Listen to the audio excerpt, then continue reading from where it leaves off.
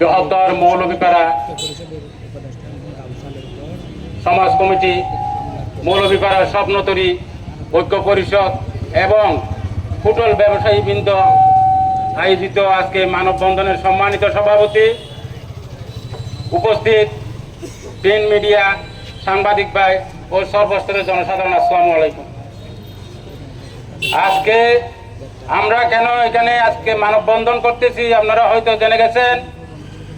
কুখ্যাত সন্ত্রাসী বহু মামলার আসামি সাগর বাদশা কর্তৃক আমাদের মৌলভীপাড়ার শান্তশিষ্ট ছেলে আমার ছোট ভাই জনাব আবু সালের উপর সন্ত্রাসী হামলা ছুরিকাঘাত করে তাকে নির্মমভাবে আহত করে।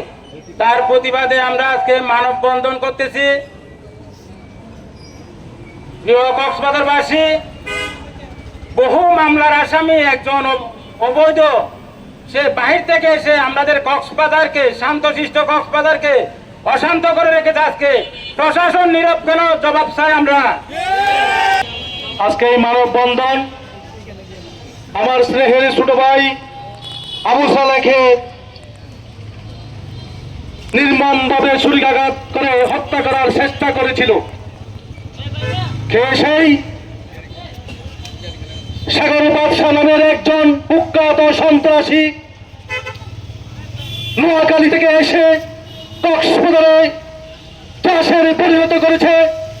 আমরা চাই আমরা মৌলভীপাড়ার জনসাধারণ এবং সমাজকর্মীরা সবাই মিলেমিশে এবং কক্সবাজারের জনগণ সবাই মিলে এই মানববন্ধনের আজকে ডাক দিয়েছি গেল। প্রশাসন আমাদেরকে কোনো সারা শব্দ দেয় নাই। প্রশাসন যেন নীরব ভূমিকা পালন করতেছে। এই কুখ্যাত সন্ত্রাসীর পক্ষে মৌলভীরা কাজ করতেছে। কোনো নীরব শব্দ কোনো পর্যন্ত এখনো মামলা আমার মনে হয় এন্টি হয় নাই। কেন হয় নাই? আজকে আমি বলতে চাই, এই শান্ত কক্সবাজার পরিবেশে এই বাদশা নামক কুখ্যাত সন্ত্রাসী উড়ান মুড়ান জেলার মধ্যে তার সৃষ্টি করেছে কেন?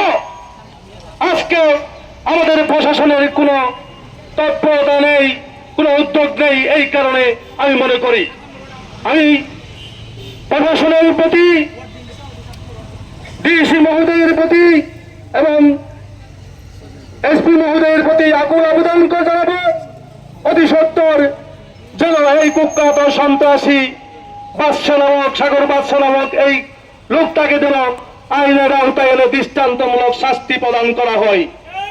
এই আবেদন আমাদের সমাজ কমিটির পক্ষ থেকে আমি উদাত্ত আহ্বান করতেছি। এই বলে আমার